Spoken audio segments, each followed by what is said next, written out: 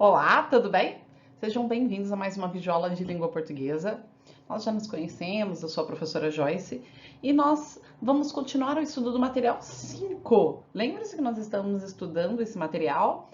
Ele fala bastante aí a princípio da relação entre pais e filhos, não é? E depois ele começa a abordar um assunto gramatical que é justamente a coesão e a coerência. Nós estudamos um pouquinho sobre a coerência em outras aulas, que é justamente a relação de sentido que existe no texto. Depois nós falamos sobre a coesão, né, que é o que amarra as ideias e que faz com que o texto progrida. Então vamos lá, nós hoje vamos continuar estudando um pouquinho mais sobre coesão, certo? Venham comigo! E aí, então, eu tenho dois tipos de coesão, vocês se lembram? Já falamos isso na aula passada. Nós temos a coesão referencial, tá? Que é justamente aquela que cria relação entre as palavras e expressões dentro do texto. É quando uma palavra se refere a outra palavra que já foi mencionada, ou mesmo que vai ser mencionada depois. Quando uma palavra se refere a outra, faz referência, tá bom? E aí, temos também a coesão sequencial, que é justamente o assunto da aula de hoje. Isso. O que seria essa coesão sequencial? Olha a palavra, sequencial, sequência. Faz, então, com que o texto tenha uma sequência, cria condições para que o texto progrida, certo? Então, ele vai amarrando aí as frases, os parágrafos, as ideias, enquanto a coesão referencial, ela evita principalmente a repetição de palavras. Eu digo várias vezes o mesmo assunto ou sobre a mesma coisa de diferentes formas, usando pronomes, usando sinônimos, palavras que às vezes têm um significado um pouquinho mais amplo, que nós falamos que eram os hiperônimos e assim por diante. E agora nós vamos falar então que mecanismo que eu posso usar, que palavras que eu posso usar, articular as minhas ideias, amarrar, funcionar justamente como aquela linha que nós falamos, lembram-se? Eu usei justamente esse exemplo. Se eu pego uma blusa, a costureira ela vai lá, ela tira as medidas, ela corta parte por parte, ela corta a manga, ela corta a parte da frente, ela corta a parte de trás, mas eu não tenho uma blusa ainda, eu preciso costurar. O texto, texto vem de tecido, quer dizer, um emaranhado de fios ali, que eles estão entrelaçados, que formam um bloco só. Então, no meu texto, as ideias elas têm que ficar também articuladas, também unidas. Para quê? Para que eu tenha um todo. Não posso ter várias frases soltas, certo? Então, vamos lá. Vamos falar um pouquinho, então, dessa coesão sequencial. Bom, a coesão sequencial, ela é muito, muito, muito importante quando nós vamos escrever um texto, também quando nós vamos ler, ela nos ajuda a interpretar melhor, mas é fundamental quando nós vamos escrever esse texto, certo? Ela é responsável por criar, então, as condições para que o meu texto progrida, certo? Para que o meu texto, para que eu continue falando, adicione novas ideias naquele texto, adicione outros parágrafos. O que eu tenho aí, que mecanismos, que classes de palavras que podem ser usadas para contribuir para essa coesão sequencial? Então, podem ser advérbios, nós já falamos um pouquinho, fizemos uma revisão aí de uma maneira geral sobre as classes de palavras, então podem ser advérbios, podem ser preposições. Lembre-se que as preposições, elas ligam geralmente as palavras e as conjunções que ligam as orações. Então, justamente, elas ligam, Então, essas classes de palavras que ligam, que funcionam como se fosse uma ponte, elas vão ligar justamente as palavras, as frases, os parágrafos. Entenderam a lógica? E elas são fundamentais para que eu tenha aí esse texto, como eu falei para vocês, como um todo, como um bloco só, tá? Bom, e quais seriam então esses elementos articuladores, Então, toda vez, por exemplo, que eu quero tomar uma posição, que eu quero mostrar, o que eu penso sobre um assunto, eu posso usar o quê? Do meu ponto de vista, na minha opinião. Pensamos que, pessoalmente eu acho, Então, olha, são formas de iniciar aí uma frase que mostra qual é o seu posicionamento, qual é o seu ponto de vista sobre alguma coisa, certo?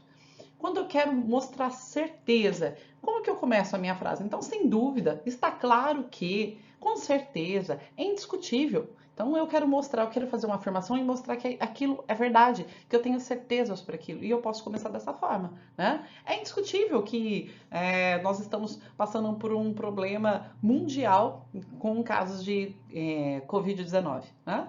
Então, é indiscutível. Eu fiz uma afirmação que é indiscutível, né? Ninguém vai discutir aí, certo? Então, quando eu quero ter um valor de argumentação e mostrar que eu tenho certeza daquilo que eu estou falando, eu posso usar essas expressões. Ou para indicar probabilidade, certo? Então, quando eu não posso afirmar categoricamente, quando eu não posso falar que é certeza, mas que é quase uma certeza, então provavelmente, né? Me parece que, ao que tudo indica, é possível que eu posso afirmar 100%? Não. Então eu posso usar essas expressões, né? É possível que quando assim consigamos vacinar toda a população, não precisemos usar mais máscaras. Então, é certeza disso? Não. Mas é possível que, é uma possibilidade, é algo, né? Eu fiz uma afirmação que eu não podia, né, dizer assim, por exemplo, quando vacinarmos toda a população, não precisaremos usar mais máscaras. Então, eu tenho certeza sobre isso? Não. Então, eu vou usar uma expressão que mostra que isso é provável, mas não é certeza. Entenderam? Eu vou usar, não importa o assunto que eu estiver falando, mas eu vou usar esses elementos para colocar aí as minhas ideias no papel, tá? E articular essas ideias. Então, por exemplo, quando eu tenho aí uma relação de causa e consequência, eu vou usar o porquê, né? O pois. Então, eu vou fazer uma explicação, né? Com o porquê, o pois, o então, né? Estávamos num período de lockdown, então todos deveriam ficar em casa, né? Então, é uma relação de causa e consequência, certo? O logo, que aqui é uma questão de conclusão, ou então o logo, eles mostram bastante essa conclusão, o portanto, consequentemente também. Então, eles vão trazer essa ideia aí, mostrar que uma coisa é consequência de outra, tudo bem? Mais outros casos de elementos articuladores. Então, olha, acrescentar argumentos. Então, eu já falei de uma coisa, quero falar de outra. Como que eu vou iniciar para colocar o meu segundo argumento no texto, para defender a minha ideia? Eu posso começar com além disso, né? Também, da mesma forma, né? Vale lembrar, né? O e também, que ele funciona. O e é como se fosse o maisinho lá da calculadora, né?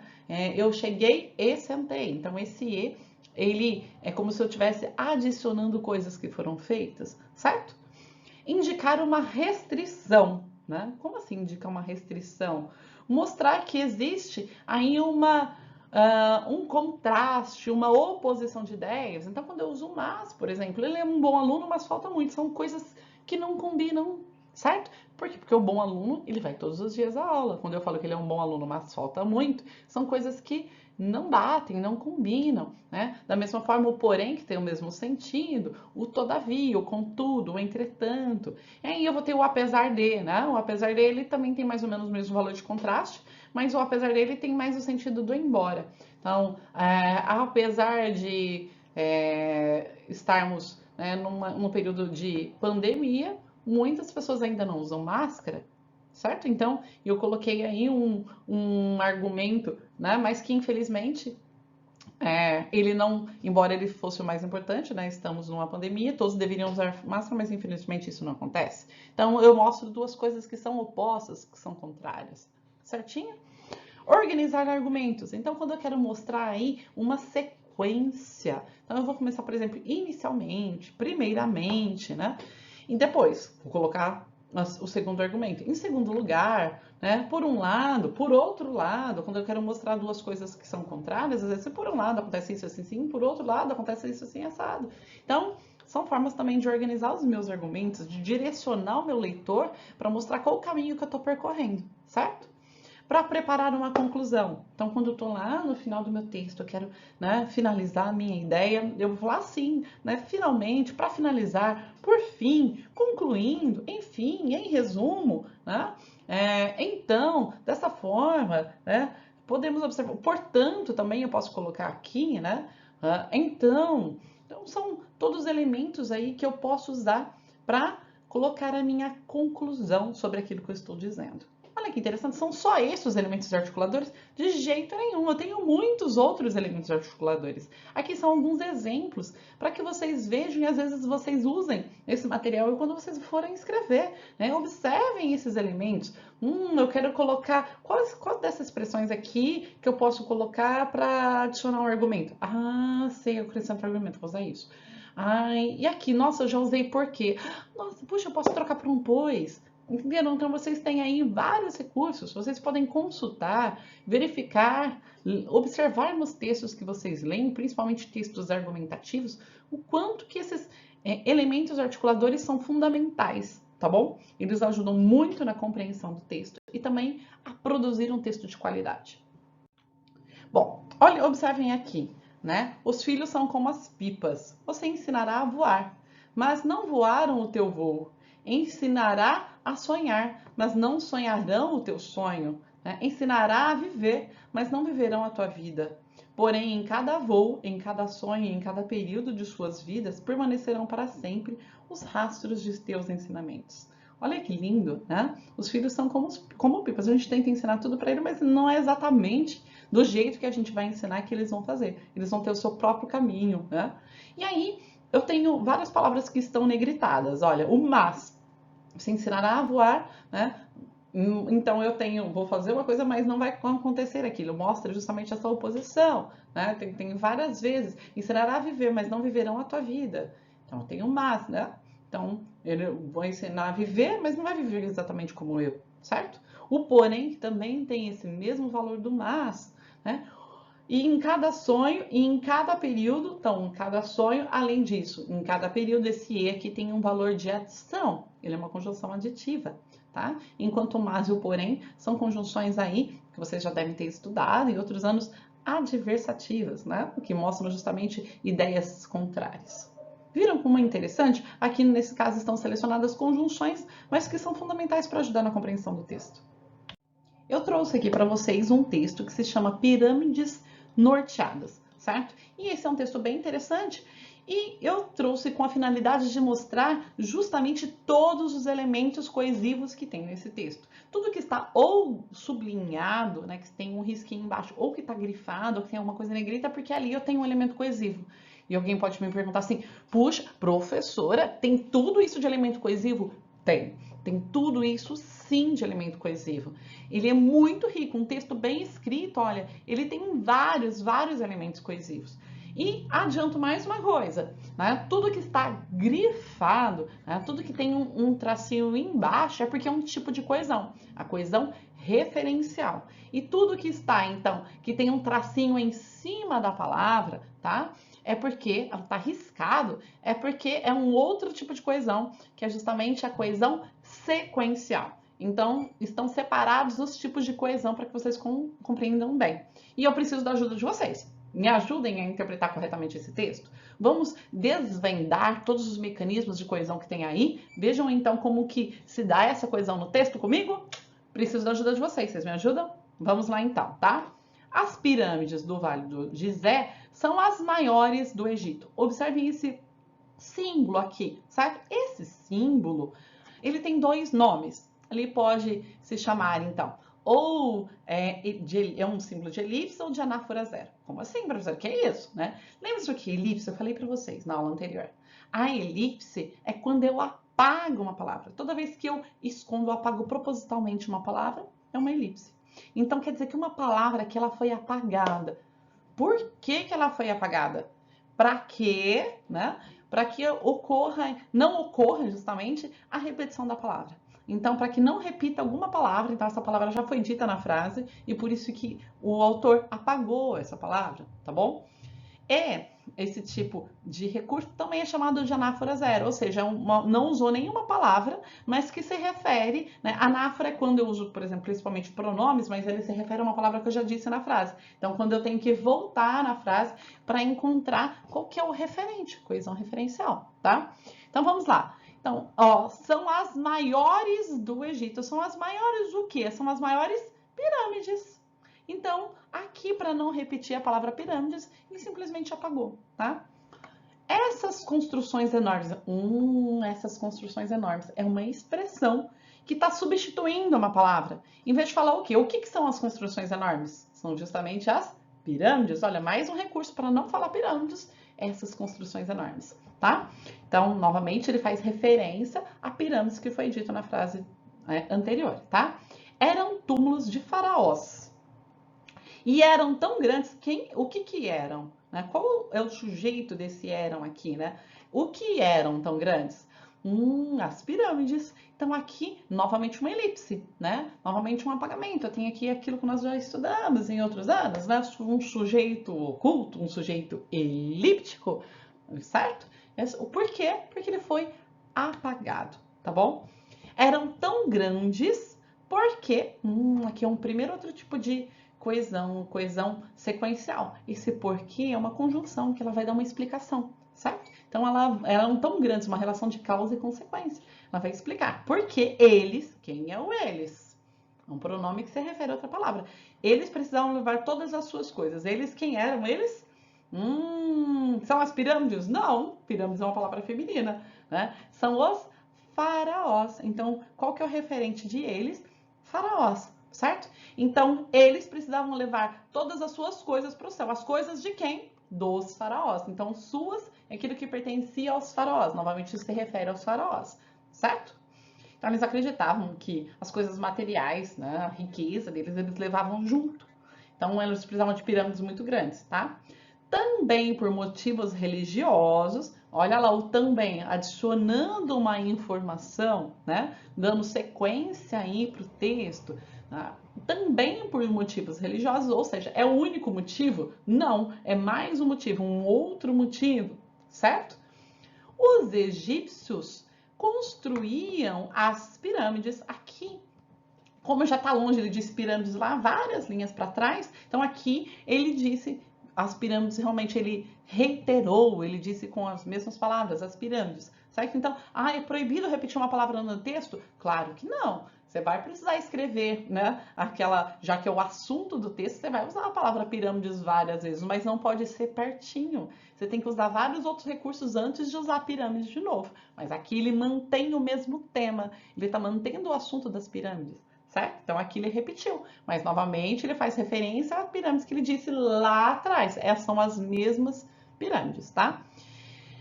Os egípcios construíam as pirâmides viradas para o norte. Por isso que pirâmides norteadas, viradas para o norte, certo? Isso tem a ver com uma crença deles. O que é o isso? Olha o isso, então ele serve tanto para iniciar uma nova frase, quando também se refere a uma coisa que ele já disse. Então, o que é que ele disse? O fato das pirâmides serem viradas para o norte.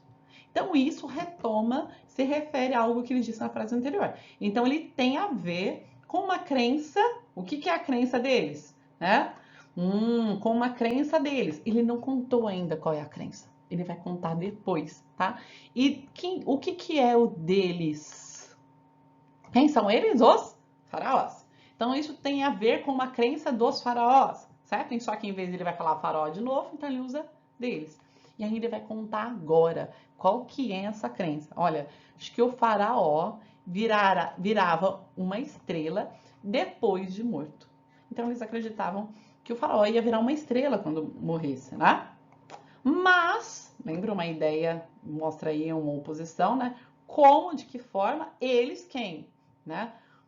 Eles achavam o norte, não eram os faraós que achavam o norte. Quem que é que achavam o norte? Eram os egípcios, né? Então, quem construía as pirâmides? Os egípcios. Como que os egípcios achavam o norte, né? O norte aqui, porque ele já disse anteriormente, agora ele retomou o norte, né? Então, novamente aqui, uma palavra que vai mostrar, né, que a bússola, ela só foi inventada 3.500 anos mais tarde na China. Então, como, né, considerando que a bússola foi inventada, então esse C, né, foi inventada só apenas, aqui eu tenho um advérbio, né, foi inventada 3.500 anos mais tarde na China. Então, como que eles construíam a pirâmide virada para o norte se eles não tinham bússola para descobrir qual que era o norte? É essa a pergunta que fica aí, tá bom?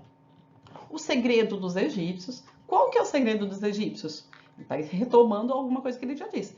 Fazer uma pirâmide virada para o norte sem ter bússola, certo? Foi revelado no ano passado. Então aqui eu tenho uma expressão aí que vai justamente dar uma noção de tempo, né? Então como que esse segredo deles, né, foi revelado no ano passado por uma arquiteta inglesa. Ela, quem é o ela? A arquiteta inglesa. Descobriu o quê? Uma conjunção, olha, ele vai iniciar uma nova oração, certo? Descobriu que os egípcios, então ele está retomando aqui egípcios que ele já disse, se guiavam pelo céu. Olha que interessante. Eles, quem que eram eles? Os egípcios. Içavam uma linha vertical ligando as constelações da Ursa Maior e da Ursa Menor. Então eles estudavam o céu, eles estudavam astronomia. E eles riscavam, imaginavam uma linha que ligava a Ursa Maior até a Ursa Menor, certo? Então eles imaginavam, pegavam no rumo delas e riscavam no chão, tudo bem?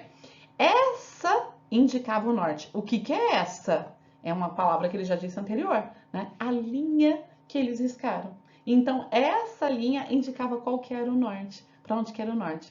Mirando a linha, tá? Que é a linha que ele já falou, aquela que eles riscavam observando as constelações, eles riscavam uma linha no chão. Então, eles colocavam uma linha no alto e depois riscavam uma linha no chão.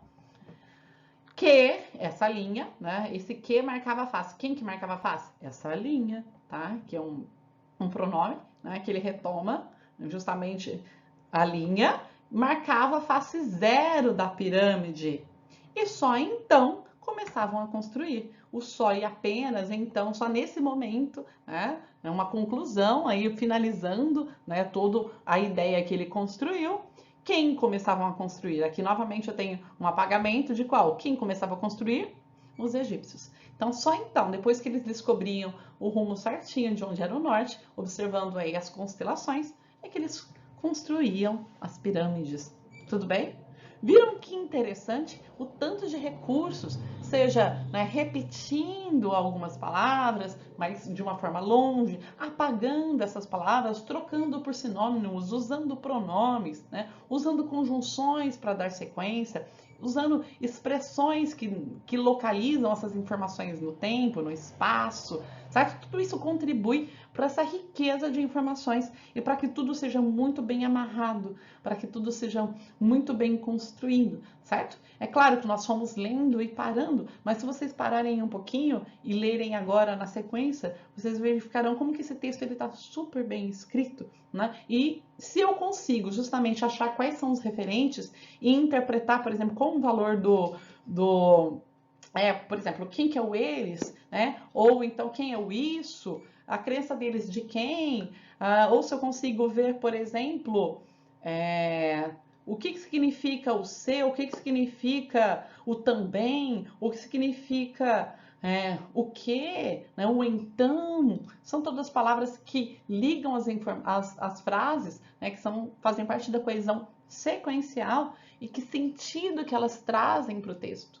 É isso o mais importante. Então, na hora tanto de produzir um texto, como também de interpretar, eu tenho que ficar fazendo, então, essas relações, verificando o que essa palavra está se referindo a qual outra. Senão, eu não consigo entender. E isso também vai se dar na hora de escrever, tá? E também essa conjunção tem que sentido. Essa palavra aqui, né, esse elemento articulador, ele vai contribuir para dar qual sentido para o meu texto, certo? Porque muitas vezes os alunos usam uma palavra, mas eles usam com sentido errado, certo? Sem que aquela palavra, aquela conjunção, por exemplo, tenha com outro sentido que não é o que ele pretendia. E aí fica um problema de sentido, que é justamente um problema de coerência. Então a coesão e a coerência, elas vão andar sempre juntas, sempre uma contribuindo com a outra para que aquele texto seja muito bem escrito, tá bom? Gostaram? Vamos lá para a atividade da página 8, então. Com essa atividade da página 8, vocês vão poder colocar em prática todos esses conceitos de coesão referencial e coesão sequencial. É muito fácil, é mole, tá? Então, basta só escrever se se trata de uma coesão referencial ou sequencial, o que nós já vimos nas aulas anteriores, certinho? Então, leia os textos e perceba que os termos destacados apresentam elementos de coesão. Trata-se de coesão referencial ou sequencial? Então, você tem que escrever embaixo, né, se o trecho 1 é coesão sequencial ou referencial, que está grifado, né, que está em negrito, e no 2, se o texto é coesão referencial ou sequencial, tá bom? Então, ó, Jonathan tinha 18 anos e morava em São Paulo. Contraiu a dengue em uma viagem que fez ao Rio de Janeiro. Ele não estava se sentindo bem, foi ao hospital e constatou-se que era uma gripe. Um mês depois, o rapaz ainda se sentia mal. Falta de interesse governamental na saúde, né? Foi aqui disponível no trecho, no site que está marcado embaixo, então foi retirado desse site. E esse Jonathan, então ele começa, depois ele fala, tem grifado aí ele e o rapaz, tá? Então esse aqui foi empregado que tipo de coesão? Anota aí, que nós vamos corrigir na próxima aula, certo? Segundo trecho. Viver em família nos traz muitos desafios, portanto é necessário que haja colaboração de todos. Devemos ajudar nossos pais, pois, sem dúvida, a cooperação é um valor fundamental para a convivência familiar. Vale lembrar que se cada um fizer a sua parte, a harmonia transforma as dificuldades em solidariedade. É um trecho, então, da Débora, que é a nossa coordenadora, certo? Ela ajudou aí na construção de vários dos textos que nós estamos estudando nesses materiais, textos lindíssimos, por sinal. E, olha que interessante, né? Nós temos aqui vários elementos coesivos. Então, eu tenho o portanto, o pois, o vale lembrar que, o se, né? São todos elementos coesivos. Que tipo de coesão que eu tenho aqui? Coesão referencial ou coesão sequencial? Certinho? Anotem, escrevam e na próxima aula nós já faremos essa coesão, essa correção, tá bom? Espero que vocês tenham gostado da aula, que vocês tenham compreendido e mais do que isso, que vocês coloquem em prática no dia a dia de vocês. Um beijo e a gente se vê na próxima aula então. Tchau, tchau. Até mais.